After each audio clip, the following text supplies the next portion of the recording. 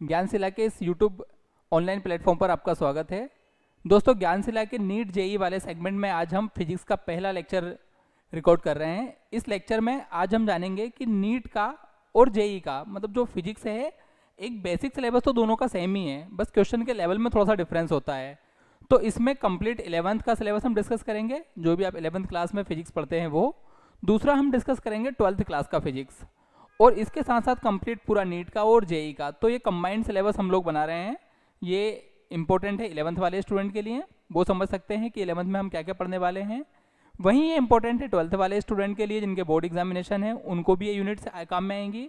इसके साथ साथ वो स्टूडेंट जो 11th के साथ जेई की तैयारी कर रहे हैं या नीट की तैयारी कर रहे हैं या 12th के साथ जेई और नीट की प्रिपरेशन कर रहे हैं, ऐसे स्टूडेंट्स के लिए सिलेबस हम लोगों ने डिस्कस किया है या डिज़ाइन किया है। इसके थ्रू आप समझेंगे कि कितने यूनिट्स, कितने चैप्टर्स हमको आने वाले सालों में कवर करना है। यदि आपने 10th पास किया है और 11th से तैयारी कर रहे हैं, 2 साल में आपको कितना कवर करना है। आप 11th पास कर चुके हैं और 12th के साथ तैयारी कर रहे हैं, तो 12th में 1 साल में हमको कितना सिलेबस कवर करना है। तो हम ये देखेंगे कि कंप्लीट आज हम नीट का डिस्कस करेंगे, सेम सिलेबस है जेई का भी, पर उसके लिए हम सेपरेट लेक्चर बना देंगे। आज का हमारा टारगेट है 11th 12th के वो स्टूडेंट जो बायोलॉजी के हैं वो इस वीडियो को देखेंगे। दूसरा, जो 11th 12th के साथ नीट की प्रिपरेशन कर रहे हैं, ऐसे स्टूडेंट जो हैं वो इस वीडियो को देख सकते हैं, अपने नोट्स बना सकते हैं और एक सिलेबस का पूरा रोड मैप बना सकते हैं कि आने वाले सालों में या आने वाले मंथ में हमको किस तरह से तैयारी करनी है। तो दोस्तों, बिना टाइम गंवाए हम शुरुआत करते हैं। नीट के जो 2025 का सिलेबस है, उसके लिए जो एस्पिरेंट 25 में देंगे, 26 में देंगे, उन सभी एस्पिरेंट के लिए काम का जो वीडियो होने वाला है। तो देखिए, हम समझते हैं नीट यूजी 2025 की फुल स्ट्रेटेजी। यहाँ पे साथ साथ में हम आपको ये भी बताएंगे कि कैसे आप फिजिक्स में 150 प्लस स्कोर करके अपने स्कोर को 600 प्लस ले आ सकते हैं, 650 प्लस ले आ सकते हैं, जिसके थ्रू आप किसी अच्छे गवर्नमेंट कॉलेज में अपना डॉक्टर बनने का सपना पूरा कर सकते हैं। चलो दोस्तों, तो आगे चलते हैं। नीट यूजी 2025 फुल स्ट्रेटेजी आगे हम देखते हैं। इसमें देखिए दोस्तों, ये हमारा ओवरऑल पूरा सिलेबस है। इस सिलेबस में यदि हम देखें तो आप देखेंगे कि फिजिक्स का 11th का पोर्शन ये है, जिसमें 10 यूनिट्स है, और ये है 12th का पोर्शन। मतलब इसको आप 11th स्टैंडर्ड में स्टडी करेंगे और इसको आप 12th स्टैंडर्ड में करेंगे। ठीक है, अगर आप ड्रॉपर हैं तो दोनों एक साथ ही करेंगे, क्योंकि ये ओवरऑल नीट का सिलेबस है। तो 11th के अगर हम टॉपिक्स देखें तो 11th के टॉपिक में आप देखेंगे कि पहली unit physical world and measurement. Physical world, physical quantity क्या होती है, डायमेंशन फॉर्मूला क्या होता है, एकदम बेसिक अंडरस्टैंडिंग, जो कि आपने 9th क्लास में कहीं एक चैप्टर पढ़ा होगा। उसके बाद की चीजें हम यहाँ पे स्टार्ट करेंगे, तो यहीं से हमको शुरुआत करनी है। हाँ दोस्तों, तो देखिए आगे हम बात कर रहे थे कि पहला जो यूनिट है उसके अंदर आप physical world and measurement, basic जो फिजिक्स का बेसिक कोर कंसेप्ट है कि फिजिक्स क्या होता है, व्हाट इज फिजिक्स। फिजिक्स के अंदर कोई साइंटिफिक जो मेथड होती है किसी भी फॉर्मूले को डेराइव करने या किसी भी थ्योरी को जस्टिफाई करने के लिए, वो हम इसमें स्टडी करेंगे। आगे मेजरमेंट हम सीखेंगे, कोई भी फिजिकल क्वांटिटी का कैसे एग्जिस्टेंस में आई, कैसे जो फ्रांस के अंदर पेरिस में सेवर्स प्लेस पे अपना जो एसआई और सीजीएस को डिफाइन करने वाला इंस्टीट्यूशन है वो डेवलप हुआ। और इसके बाद हम आगे देखेंगे कि पूरा ओवरऑल मेजरमेंट अलग अलग फिजिकल क्वांटिटीज का कैसे हुआ। तो एकदम जो फंडामेंटल चैप्टर होता है ना, जिसमें सारी के सारा हम फिजिक्स का ओवरव्यू पढ़ते हैं, जिसको पढ़े बगैर आगे के चैप्टरों में आपको 12th तक प्रॉब्लम आ सकती है। तो ये कोर फंडामेंटल यूनिट होती है, कौन सी, अपनी फिजिकल वर्ल्ड एंड मेजरमेंट। तो ये आपको बहुत ही अच्छे से स्टडी करना है। इसके बाद आता है काइनेमेटिक्स। काइनेमेटिक्स में आप पढ़ते हैं 1 dimension motion, 2 dimension projectile motion. ठीक है, तो ये हम पढ़ते हैं सेकेंड यूनिट में। Then law of motion, motion पढ़ लिया, फिर उससे रिलेटेड लॉ है, केपलर के लॉ है, न्यूटन्स के लॉ है, वो हमको स्टडी करना है किसमें, लॉ ऑफ मोशन में। देन अगली यूनिट पे हम जाएं तो work, power, energy, motion of the system of the particle, rigid body, ये पढ़ेंगे आपको, मतलब आगे बताएंगे क्या होता है इसमें, सेंटर ऑफ मास क्या होता है किसी बॉडी का। ठीक है, इससे रिलेटेड थ्योरम्स हम आपको पढ़ाएंगे, मोमेंट ऑफ इनर्शिया क्या होता है। ये सब टर्म्स जो 10th पास बच्चा करके आए उसके लिए एकदम नई नहीं है। 11th में जब आप आएंगे, थोड़ा पढ़ेंगे, तो आपको चीज़ समझ में आएंगी। ठीक है, gravitation, properties of bulk matter, thermodynamics, behaviour of the perfect gas and kinetic theory and wave and oscillation. तो ये जो 10 यूनिट हैं, इसमें लगभग 20 से 22 चैप्टर्स हैं जो आपको 11th स्टैंडर्ड के फिजिक्स में मिलेंगे। ठीक है, अब अगर हम देखें 12th स्टैंडर्ड में, तो 12th बोर्ड एग्जाम होता है, तो उसके पर्सपेक्टिव से भी इंपॉर्टेंट है। और साथ साथ आपको जो है इसका मेजर पोर्शन जो है आपको नीट की प्रिपरेशन में देखने को मिल जाएगा। आप माने कि 50-50 या कभी ये 45 ये 55 या फिर ये 55 ये 45, ऐसा रेशो आपको हर एक कॉम्पिटेटिव एग्जाम जेई नीट में देखने को मिलता है। ठीक है, बाकी अगर आप बोर्ड स्टूडेंट है तो फिर आपको पूरा पेपर देना ही है 70 मार्क्स का। तो इसमें इलेक्ट्रोस्टैटिक, जिसमें हम चार्ज के बारे में पढ़ते हैं, करंट इलेक्ट्रिसिटी जब चार्ज फ्लो करता है, magnetic flux and current magnetism, magnetic effect of current and magnetism, magnet की प्रॉपर्टीज पढ़ते हैं इसमें हम, और मैग्नेट की प्रॉपर्टीज में जो अलग अलग लॉ दिए हुए हैं करंट को लेके वो हम स्टडी करते हैं। Electromagnetic induction, electromagnetic wave, optics जहाँ पे ray optics, reflection, refraction through prism, dispersion, deviation light का, ये सब चीज़ें हम यहाँ पे स्टडी करते हैं। इसके बाद हम देखें कि जो 7th यूनिट है dual nature of matter and radiation, ये आपको नया है, मतलब इसकी आपने बेसिक्स नहीं पढ़े हुए हैं। Atom and nuclei and electronic device, जिसमें सेमीकंडक्टर डिवाइसेस हम पढ़ते हैं। तो दोस्तों ये पूरा सिलेबस रहा किसका, 11th और 12th का। यही सिलेबस नीट का होता है, यही सारी यूनिट जेई की होती है। इसको पहले हम एनसीईआरटी से मतलब स्टार्ट करेंगे, देन हम सारे लेक्चर्स इसके जेई और नीट के क्वेश्चन के साथ सॉल्व करेंगे। तो आके हम डिटेल में देख लेते हैं कि हमारे सिलेबस में हम क्या क्या पढ़ने वाले हैं। तो देखो, unit first, content of the classes 11th class का जो सिलेबस है उसके अंदर है। कौन सी यूनिट है first, physical world and measurement. Physical world और मेजरमेंट में हम क्या पढ़ेंगे, तो देख लीजिए, physics scope and nature of the physical law, physics technology and society, मतलब टेक्नोलॉजी के साथ साथ फिजिक्स का रिलेशन क्या, सॉरी सोसाइटी के साथ फिजिक्स का रिलेशन क्या है, क्या क्या टेक्नोलॉजी हमने इसमें इमर्ज की है, उन सब का एक फंडामेंटल की किस प्रिंसिपल पे काम करती है हमको स्टडी करना है। दूसरा हम देखें, need for the measurement, measurement की नीड क्यों है, units of measurement and system of units, ऐसा यूनिट क्या होती है, क्यों हमको इसकी नीड लगी, कैसे इनिशियली हमने चीज़ों को नापना तोलना चालू किया, ये हमको बेसिक फंडामेंटल्स पढ़ना है। इसके बाद हम देखें डायमेंशन, डायमेंशन फॉर्मूला, मतलब कोई भी फिजिकल क्वांटिटी को हम उसके लेंथ, उसका मास और उसका टाइम, इस टर्म में जब हम डिफाइन करते हैं तो इसको हम उसका डायमेंशन फॉर्मूला बोलते हैं। इसको पर्टिकुलर ब्रैकेट में लिखने का फॉर्मूला होता है, जिसमें हम फिजिकल क्वांटिटी की डायमेंशन को लिखते हैं, लेंथ, विड्थ, हाइट, मास, उसका क्या होगा, टेम्परेचर। इसके लिए जब हम फंडामेंटल क्वांटिटीज को पढ़ेंगे तो वहाँ पे आपको बताएंगे कि डायमेंशन फॉर्मूला क्या होता है और किसी भी फिजिकल क्वांटिटी के डायमेंशन फॉर्मूले को उसके फॉर्मूले से हम कैसे डिराइव करते हैं। चलो, तो इस तरह ये पूरा हमारा यूनिट फर्स्ट होगा, एकदम कोर लेवल की फंडामेंटल यूनिट है। इसको आपको बहुत ही डिटेल में, बहुत ही अच्छे से एक एक चीज़ों को समझते हुए पढ़ना है। ये समझ में आएगी तो ये रोड मैप बनाएगी आपको आगे की तरफ कि फिजिक्स में आपको इंटरेस्ट आएगा नहीं आएगा। यहीं अगर काम गड़बड़ कर दिया तो आगे के चैप्टर्स आपको जरा भी समझ में नहीं आने वाले हैं। तो चाहे आप 11th के स्टूडेंट हो, चाहे 12th के हो, आप जेई के हो, नीट के हो, ठीक है, सभी स्टूडेंट को ये जो पहली यूनिट है वो बहुत ही अच्छे से एनसीईआरटी साथ में रेफरेंस बुक के पीछे की सारी प्रॉब्लम सॉल्व करते हुए आगे बढ़ना है। बच्चों एक बात और मैं बताऊं ना कि 11th और 12th की बुक्स, रेफरेंस बुक अगर आप प्रॉपर लगा लेते हैं ना तो नीट के लगभग सारे क्वेश्चन सॉल्व हो जाते हैं। पर आपने प्रॉपर ईमानदारी से सब कुछ, आपको मतलब पीछे के मिसलेनियस क्वेश्चंस, क्रिटिकल थिंकिंग वाले क्वेश्चंस, एनसीईआरटी के क्वेश्चन, ये सब आपको सॉल्व करते आना चाहिए और साथ में आपको सारे फॉर्मूले डेराइव करते आने चाहिए और सारी थ्योरी आपको याद होना चाहिए। इतना आप कर लेते हो ना तो फिजिक्स में आपका हाथ कोई नहीं पकड़ सकता है। बट दिक्कत ये है कि हम मतलब सब्जेक्ट को समझ ही नहीं पाते हैं। होता क्या है कि 10th स्टैंडर्ड पास करके हम 11th में आए, वहाँ हमने पतली सी बुक पढ़ी है और ऐसा कि उसी माइंडसेट से हम आते हैं। अब जब 11th में देखने को मिलता है कि भाई ये 1200 पेज की बुक है, रेफरेंस बुक का अगर देखें, एनसीईआरटी तो पतली है बट रेफरेंस बुक इसकी थोड़ी सी बल्कि है। अब उसमें देखते थे पहले दिमाग खराब हो जाता है, फिर उसमें फॉर्मूले अलग तरह से डेराइव है, सब चीज़ें नहीं पढ़ने को मिलती है। तो देखें तो आपका दिमाग का स्तर तो आप एक साल ही जंप करें, बट जो स्टडी का लेवल है वो लगभग कम से कम 5 से 10 गुना ज़्यादा बढ़ जाता है। आप किसी भी सब्जेक्ट को उठा लो, फिजिक्स, केमिस्ट्री, मैथ्स, बायोलॉजी, हर एक का एक अलग ही लेवल, अलग ही डायमेंशन आपको देखने को मिलता है। तो उसमें आप जब तक बार बार प्रैक्टिस नहीं करेंगे तब तक आपको कुछ भी समझ में नहीं आएगा।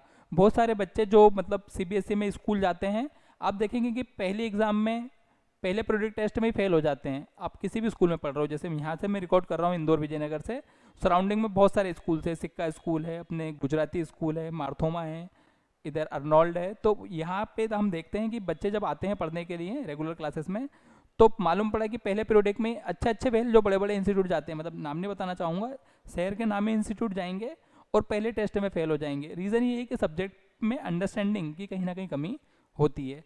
ठीक है, तो अंडरस्टैंड, एक एक चीज़ को, लाइन को पढ़ते हुए, एक एक पेज को समझते हुए आगे बढ़ना है। रट नहीं सकते हो, बहुत बल्कि बुक है, आपसे रटाएगी नहीं। 11-12 में रट के परसेंटेज भी बना लिए तो आप कॉम्पिटिटिव एग्जाम में फेल हो जाओगे। तो उम्मीद है कि आप समझते समझते ही आगे चलेंगे। तो देखो भैया कि हमने पहली यूनिट को हमने डिस्कस किया है। अब इसमें क्या चीज़ें होती है ये तो हम डिटेल में जब लेक्चर बनाएंगे तो पढ़ेंगे। ये एक ओवरव्यू का लेक्चर है, तो आपको बस जस्ट समझ में आ जाए कि भाई हमको पढ़ना क्या है 2-3 सालों में।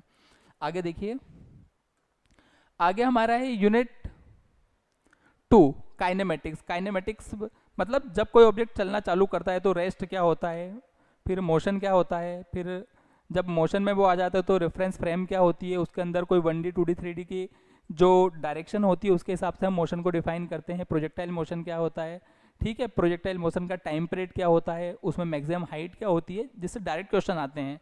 ये चीज़ें हम डिस्कस करेंगे कहाँ, काइनेमेटिक्स में, सिर्फ किसमें, अपने काइनेमेटिक्स में, ठीक है। तो वही है, आप frame of reference, motion in straight line, position time graph, speed velocity uniform, मतलब ये पूरा का पूरा सिलेबस आप इसको नोट कर लें, देख लें।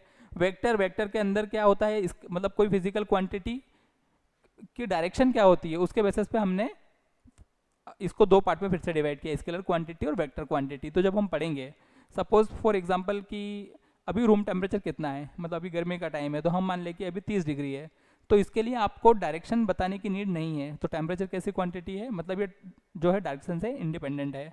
तो ये हो गई कैसी क्वांटिटी, स्केलर क्वांटिटी। अब मैं बोलूँ कि आप जो है वो विजयनगर से क्लास तक आए, तो आप किस डायरेक्शन से आए हैं, तो यहाँ पे अगर आप डायरेक्शन शो कर रहे हो कि भाई मैं विजयनगर से आया हूँ या राजवाड़ा से आया हूँ या कहीं और से आया हूँ, तो एक तरह से ये डिस्टेंस है, पर अगर हम डायरेक्शन दे रहे हो तो क्या है, डिस्प्लेसमेंट है। तो जिन फिजिकल क्वांटिटी में मैग्नीट्यूड भी होता है, मतलब आप बता पाते हो कि वो कितना है, एक न्यूमेरिकल वैल्यू होती है, दूसरा उसकी एक पर्टिकुलर डायरेक्शन होती है, तो ऐसी फिजिकल क्वांटिटी को हम बोलते हैं क्या, वेक्टर क्वांटिटी। और जहाँ पे सिर्फ मैग्नीट्यूड होता है, डायरेक्शन की नीड होती ही नहीं है। जैसे अभी टाइम क्या हो रहा है, तो अभी टाइम सपोज कि 7 o'clock हो रहा है, तो इसमें कोई डायरेक्शन की नीड है क्या, कि किसी डायरेक्शन में अलग होगा, किसी में अलग होगा, तो मतलब अभी डायरेक्शन से क्या है, इंडिपेंडेंट है। तो ऐसी क्वांटिटी को हम क्या बोलेंगे भाई, स्केलर क्वांटिटी। जिसमें डायरेक्शन की नीड नहीं होती है वो स्केलर, और जिसमें होती है वो वेक्टर। फिर इनके क्रॉस प्रोडक्ट, डॉट प्रोडक्ट, वो सब आगे सिखाएंगे, बेसिक इतना आप समझ के रखिए, ठीक है।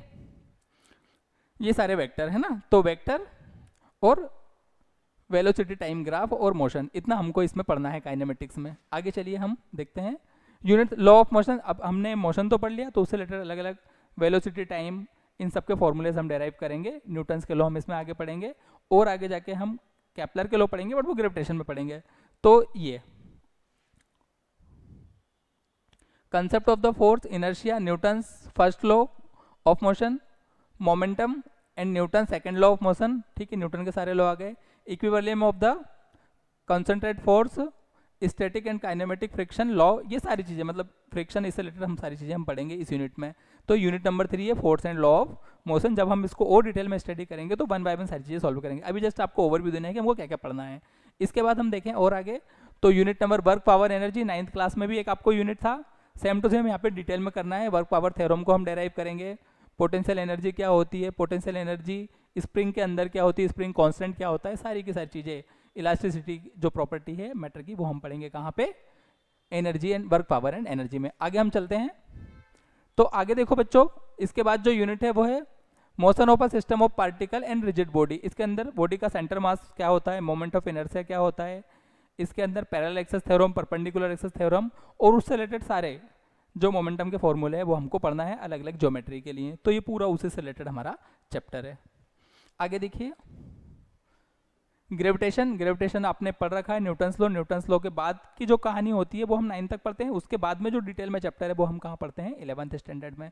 तो ये gravitational potential energy, gravitational potential, इसके वेलोसिटी क्या होती है, ऑर्बिटल वेलोसिटी क्या होती है सैटेलाइट की, और जियोस्टेशनरी सैटेलाइट क्या होते हैं, केपलर्स लॉ, ये सब कुछ हम ग्रेविटेशन के अंदर पढ़ेंगे।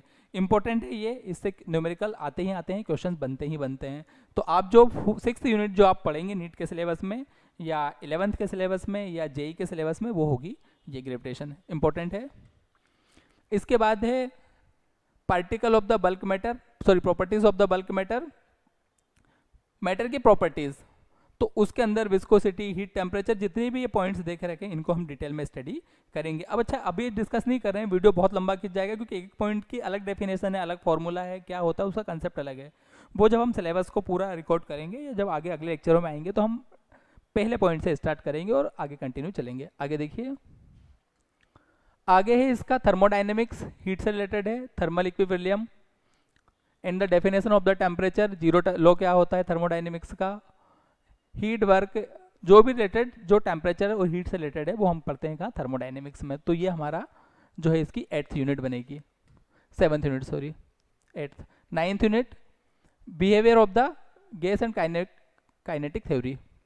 तो इसमें गैसेस के मॉलिक्यूल की जो अलग अलग स्टेटेड है, टेम्परेचर, सीपी, सीबी, केसी, केपी, इनमें सारे रिलेशन, और सारा का सारा जो गैस की जो चीज़ें हैं टेम्परेचर के साथ जो रिलेशन है वो हम स्पेसिफिक हीट क्या होती है गैसेस की, और सारे जो कंसेप्ट है वो हम कहाँ पढ़ेंगे, इसमें पढ़ेंगे, किसमें, behaviour of the perfect gas and kinetic theory. चलो आगे देखिए बच्चों, आगे है unit 10 wave and oscillation, oscillation and wave. कोई पार्टिकल जो किसी फिक्स पॉइंट के सराउंडिंग मूव करता है टू एंड फ्रो मोशन, तो उसको हम क्या बोलते हैं, उसको बोलते हैं ऑसिलेशन। उससे फिर बनता है वेव, और वेव के आगे फिर सारे उसके फॉर्मूले, एम्पलीट्यूड क्या होता है, ठीक है, ट्रफ क्या होता है, क्रस्ट क्या होता है, उसके सारे फॉर्मूले, और उसको हम आगे कंटिन्यू करेंगे। तो यहाँ पे अगर हम देखें कि ये 10 यूनिट में आपका पूरा जो है 11th का फिजिक्स कंप्लीट हो जाता है।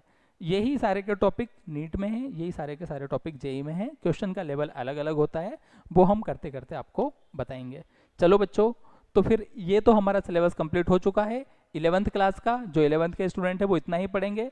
11th के स्टूडेंट के लिए एक और छोटा सा हिंट है, देखो पढ़ना तो है एक बार आपको इज्जत से, तो आप एक काम करो यार कि 11th को फटाफट 4 महीने में ख़त्म करो। थोड़ा सा मतलब ऐसा लगेगा कि यार कैसे होगा इतना जल्दी, बट हाँ प्रयास करेंगे तो आप दीपावली तक, उधर मतलब अक्टूबर नवंबर तक अभी से कर सकते हैं। उसके बाद फिर आप लग जाओ 12th के में, क्योंकि देखो 11th में परसेंटेज भी कम आएगा ना, तो कोई दिक्कत नहीं, कोई नहीं पूछता है 11th के परसेंट। आपके 12th में परसेंट अच्छे हो, और साथ साथ आप पूरे सिलेबस को 12th के मिड में सब खत्म कर दें, 11th का, 12th का, या 12th के स्टार्टिंग में, तो आपको रिवीजन का टाइम मिल जाएगा। क्योंकि एक बार पढ़ने से कुछ नहीं होगा, आपको मल्टीपल रिवीजन लगेंगे। न्यूमेरिकल प्रॉब्लम आपको सेम टाइप के 50-50 सॉल्व करने पड़ेंगे, तब जाके कोई कॉम्पिटिटिव एग्जाम में आपसे न्यूमेरिकल हिलेगा, अदरवाइज आपसे कुछ नहीं होने वाला है इसे मतलब सब्जेक्ट में। तो स्पेशली बायो के स्टूडेंट फटाफट इसको करना चालू करें, और साथ साथ में अपने मैथ्स वाले स्टूडेंट भी, मतलब जेई के लिए भी और नीट के लिए भी। चलो दोस्तों आगे चलते हैं हम। अब यहाँ पे 11th का जो फिजिक्स है वो ख़त्म हो जाता है। अब जो फिजिक्स, जो चीज़ें 11th में नहीं हो पाई थी वो हम पढ़ेंगे 12th में। जैसे इलेक्ट्रिसिटी वाला पार्ट छूट गया था, ऑप्टिक्स वाला पार्ट छूट गया था, इलेक्ट्रॉन फोटोन वाला जो चैप्टर है वो छूट गया था आपका, सेमीकंडक्टर वाला। क्योंकि देखो ओवरऑल जो फिजिक्स है ना वो 2 ही पार्ट में है, मतलब 11th और 12th में फंडामेंटल हम फिजिक्स पढ़ते हैं, बाद में फिर बीएससी, एमएससी, बीटेक, एमटेक में इसी के आगे कहानी चलती है। तो ये जो है वो फंडामेंटल है, इतना तो हमको पढ़ना ही पढ़ना है, तो उसको फंडामेंटल को भी हमने 2 पार्ट में डिवाइड कर दिया है। आधे को हमने 11th के पोर्शन में डाल दिया और आधे को 12th में। एक साथ आपको वर्डन नहीं आया इसलिए, पर कॉम्पिटिटिव एग्जाम में दोनों को मिला के देते हैं 11th प्लस 12th का। चलो आगे देखिए, आगे है इलेक्ट्रोस्टैटिक्स। इलेक्ट्रोस्टैटिक मतलब इलेक्ट्रॉन की स्टडी करना है जब वो अपने स्टैटिक या रेस्ट में होता है। तो रेस्ट में होता है तो उसकी डिफरेंट डिफरेंट प्रॉपर्टीज होती है। दोनों चार्जेस के बिटवीन फोर्स कितना होगा, इलेक्ट्रिक फील्ड क्या होगा, इलेक्ट्रिक फ्लक्स क्या होगा, ठीक है, इसमें डाइपोल क्या होता है, डाइपोल मोमेंट क्या होता है। तो स्टेप बाय स्टेप जब हम पढ़ेंगे तब आपको सारी चीज़ें बताएंगे, ठीक है। कैपेसिटर है इसमें, इलेक्ट्रिक पोटेंशियल है, सारे का सारा इलेक्ट्रोस्टैटिक में। आगे हम देखते हैं, आगे बच्चों जो यूनिट है करंट इलेक्ट्रिसिटी। अभी तक जो इलेक्ट्रोस्टैटिक में चार्ज जो था वो रेस्ट में था, जैसे ही चार्ज किसी सर्किट के अंदर फ्लो होना चालू होता है तो करंट प्रोड्यूस होता है। हमने 10th क्लास में डेफिनेशन भी पढ़ा है कि rate of flow of charge is known as electric current. तो इलेक्ट्रिक करंट की सारी प्रॉपर्टीज, उसमें लूप के फॉर्मूले, इलेक्ट्रिक करंट के अलग अलग जो फॉर्मूले हैं, रेजिस्टेंस के साथ रिलेशन, और उनके बहुत सारे क्वेश्चन ओम्स लॉ पे बेस्ड हम इसमें सॉल्व करेंगे। कंडक्टिविटी क्या होती है, रेजिस्टिविटी क्या होती है, उनके रिलेशन क्या होते हैं, बहुत सारी चीज़ें। तो ये सब के सब series circuit, parallel circuit, Kirchhoff के लॉ, ये पूरा का पूरा जो जब चार्ज फ्लो करता है तो उसको बोलते हैं हम क्या, करंट इलेक्ट्रिसिटी, जिसको हम है सेकंड यूनिट में स्टडी करेंगे। इंपॉर्टेंट है, कॉम्पिटिटिव में भी क्वेश्चन आते हैं, बोर्ड में तो आते ही आते हैं। आगे देखिए बच्चों, आगे है unit 3 magnetic effect of electric current. देखो फर्स्ट यूनिट में हमने पढ़ा कि चार्ज रेस्ट में था, ठीक है, तो उसकी प्रॉपर्टी पढ़ी। जब चार्ज मूव करने लग गया तो इलेक्ट्रिक करंट प्रोड्यूस हुआ, तो अगली यूनिट हमने पढ़ी इलेक्ट्रिक करंट। अब हम क्या करते हैं कि जब किसी करंट कैरिंग कंडक्टर वायर में करंट फ्लो करते हैं तो उसके सराउंडिंग मैग्नेटिक फील्ड प्रोड्यूस होता है। ये कैसे मालूम पड़ता है, जब मैग्नेटिक निडल को हम लेके जाते हैं तो वो डिफ्लेक्शन शो करती है, और उसकी डिफ्लेक्शन शो होने से हमको मालूम पड़ता है कि यहाँ पे मैग्नेटिक फील्ड प्रोड्यूस हुआ है। क्योंकि मैग्नेटिक निडल तभी डिफ्लेक्शन शो करेगी जब वो एन टाइप के पोल या एस टाइप के पोल के कॉन्टेक्ट में आएगी। अब वायर में करंट फ्लो हो रहा है तो मैग्नेट तो है नहीं, मतलब ये जो वायर है इसी में कहीं ना कहीं मैग्नेटिक प्रॉपर्टी आई है। उसके अंदर का मैकेनिज्म जब हम मैग्नेटिज्म वाला चैप्टर पढ़ेंगे उसमें पढ़ेंगे, बट इतनी थ्योरी आप याद रखो। तो उससे रिलेटेड जो सारी चीज़ें हैं वो हम पढ़ते हैं कहाँ, इस यूनिट में, that is magnetic effect of magnetic effect of current and magnetism में। आगे देखिए, अगली यूनिट जो बच्चों हम पढ़ेंगे electromagnetic induction and alternating current. होता क्या है कि जब भी किसी करंट कैरिंग कंडक्टर वायर में हम करंट फ्लो करते हैं तो उसके सराउंडिंग मैग्नेटिक फील्ड प्रोड्यूस होता है। बट क्या होता है कि नेचर में हर चीज़ इक्वल एंड अपोजिट है। जैसे दिन का अपोजिट रात है, मेल का अपोजिट फीमेल है, ठीक है। एक लीफ की दो पत्तियों में भी सिमेट्री होती है, ठीक है, एक के ऊपर एक आप रख सकते हो, ठीक है, दिन रात है। तो नेचर में यदि हर चीज़ की सिमेट्री है तो जब किसी करंट कैरिंग कंडक्टर वायर में करंट फ्लो करते हैं तो उसके सराउंडिंग मैग्नेटिक फील्ड प्रोड्यूस होता है। तो इसका रिवर्स आप सोचो कि क्या मैग्नेटिक फील्ड से भी करंट प्रोड्यूस हो सकता है। तो इसी थ्योरी पे काम किया सर माइकल फैराडे ने, और उन्होंने अपने एक्सपेरिमेंट के बाद ये प्रूफ करके बताया कि हाँ, मैग्नेट से भी करंट प्रोड्यूस हो सकता है, जिसका हम टरबाइन में यूज़ करके इलेक्ट्रिसिटी डेवलप करते हैं, ठीक है। उससे पूरी जो फिलोसफी है कि मैग्नेट से करंट कैसे प्रोड्यूस होता है वो हम पढ़ते हैं किसमें, electromagnetic induction and alternating current में। फिर अल्टरनेटिंग करंट पे बेस्ड मशीन्स हम पढ़ेंगे आगे, ठीक है बच्चों। तो यहाँ तक आप समझ पा रहे होंगे। आगे देखिए, आगे हम देखें इलेक्ट्रोमैग्नेटिक वेव, ठीक है। इलेक्ट्रोमैग्नेटिक वेव के अंदर वही जो हमने उधर वेव पढ़ा था, सिमिलर चीज़ें यहाँ पे हैं, बस यहाँ पे थोड़ी थोड़ी चीज़ें करंट से रिलेटेड आएंगी, ठीक है। वहाँ पे मैकेनिकल वेव थी, यहाँ पे करंट की डायरेक्शन की चीज़ें आएंगी। तो इलेक्ट्रोमैग्नेटिक स्पेक्ट्रम, रेडियो वेव, उनके एप्लीकेशंस दे के रखे हैं, एक्सरे, गामा रे, ये अपन सब कुछ इसमें स्टडी करेंगे। आगे देखो बच्चों, ऑप्टिक्स बड़ा इंटरेस्टिंग टॉपिक है, और इंटरेस्टिंग होने के साथ साथ ये ईजी भी है, और ईजी होने के साथ साथ ये है कि आपको एग्जाम में भी आता है, चाहे बोर्ड एग्जाम हो या कॉम्पिटिटिव एग्जाम हो।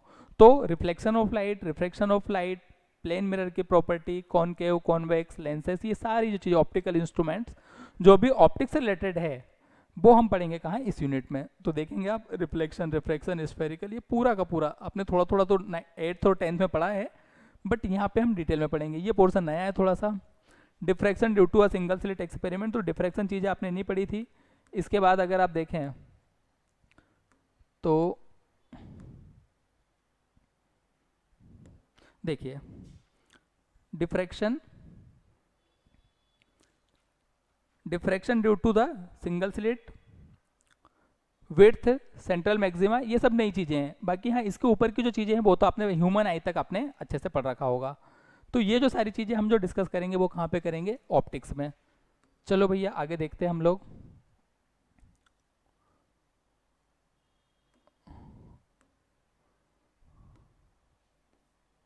चलिए आगे देखते हैं।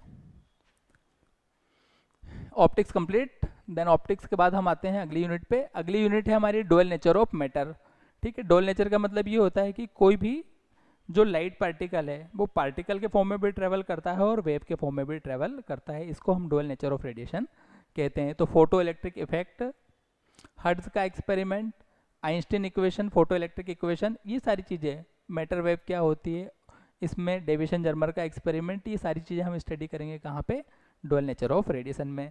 मॉडर्न फिजिक्स का इंपॉर्टेंट टॉपिक में से एक है ये। चलो बच्चों आगे देखते हैं, एटम एंड न्यूक्लियाई, ये भी थोड़ा थोड़ा सा बेसिक केमिस्ट्री में आप लोग पढ़ते हैं 11th स्टैंडर्ड में। बाकी इसका जो मैक्सिमम चीज़ें हैं, radio activity, alpha beta particle, ये हम सारा कहाँ पढ़ेंगे, 12th स्टैंडर्ड में। नीट में लास्ट ईयर भी क्वेश्चन आए थे, उसके पहले भी आए थे, ठीक है, और ईजी क्वेश्चन आते हैं, ठीक है। तो इसको हम स्टडी करेंगे हमारी 8th यूनिट में। आगे देखो बच्चों, इलेक्ट्रॉनिक डिवाइस, तो जो हमारा सेमीकंडक्टर चिप होता है उसके अंदर पीएन जंक्शन डायोड, ट्रांजिस्टर क्या होते हैं, उसमें half wave rectifier, full wave rectifier, switches कैसे काम करते हैं, और ये पूरा का पूरा मैकेनिज्म जो है इलेक्ट्रॉनिक से रिलेटेड, ये हम पढ़ेंगे किसमें, हमारी लास्ट यूनिट में। जेनर डायोड पे पिछली बार भी क्वेश्चन आ चुका है, ठीक है। कॉमन एमिटर, ये इनके कॉन्फ़िगरेशन होते हैं अपने ट्रांजिस्टर्स के, और सारे लॉजिक गेट्स। तो ये इंपॉर्टेंट है, आसान भी है, थोड़ा सा इंटरेस्टिंग है, मजे से पढ़ेंगे तो एकदम समझ में सारी चीज़ें आएंगी। तो दोस्तों ये रहा हमारा पूरा नीट का सिलेबस, जिसमें हम कंप्लीट 11th और 12th के सिलेबस को कवर करेंगे डिटेल में, ठीक है। यही सिलेबस नीट का है, यही सिलेबस जेई का है। 11th में भी आप, हमारे लेक्चर जो होंगे वो इस तरह से हम डिज़ाइन करेंगे कि 11th के स्टूडेंट भी इसको पूरा देखें और उनको समझ में आए, तो उनका 11th क्लास का पर्पस पूरा हो जाए। साथ में 11th with NEET, 11th with JEE, या फिर जब 12th में आता है तो 12th के बोर्ड के लिए देख सकते हैं। बोर्ड एग्जाम्स के लिए, अगर आपका कोई कॉम्पिटेटिव एग्जाम का टारगेट नहीं है तो, बट आप 11th 12th के साथ ही जेई और नीट की प्रिपरेशन कर रहे हैं तो ये आपके लिए यूजफुल होगा। इसके साथ साथ वो स्टूडेंट जो एक अटेम्प्ट 2 अटेम्प्ट दे चुके हैं बट फिजिक्स की वजह से कहीं ना कहीं आपका खेल बिगड़ रहा है, तो ऐसे नीट और जेई के स्टूडेंट भी हमारे लेक्चर्स को फॉलो कर सकते हैं। उम्मीद है कि हम जो आने वाली सीरीज बनाएंगे वो लेक्चर आपके लिए काफ़ी हेल्पफुल होंगे, एकदम कोर लेवल से, एकदम जीरो से स्टार्ट करके उसको जितना उसका मैक्सिमम लेवल तक हम ले आ सकते हैं कॉम्पिटेटिव एग्जाम के, वहाँ तक उसको ले जाएंगे। ठीक है बच्चों, तो इस तरह से आप ये लिख लें कॉपी में सिलेबस को कहीं भी, या प्रिंट निकाल लें, या कहीं भी बुक के बाहर लिखा भी होता है, बट आप अगर आपके नोट्स बना रहे हैं तो आप सेपरेटली इसको लिख सकते हैं। तो ये रहा हमारा कंप्लीट फिजिक्स का सिलेबस। ठीक है, 11th प्लस 12th जेई एंड नीट। अगले लेक्चर में हम चैप्टर 1 स्टार्ट करेंगे। चैप्टर 1 कौन सा था हमारा? फिजिकल वर्ल्ड और मेजरमेंट, जहाँ पे हमारा पहला लेक्चर कल से ऑफिशियली हम स्टार्ट करेंगे। तो उम्मीद है आप देखेंगे, आपके दोस्तों को शेयर करेंगे और ये जो है इसका फ़ायदा आप लेंगे। चलो बच्चों, थैंक यू।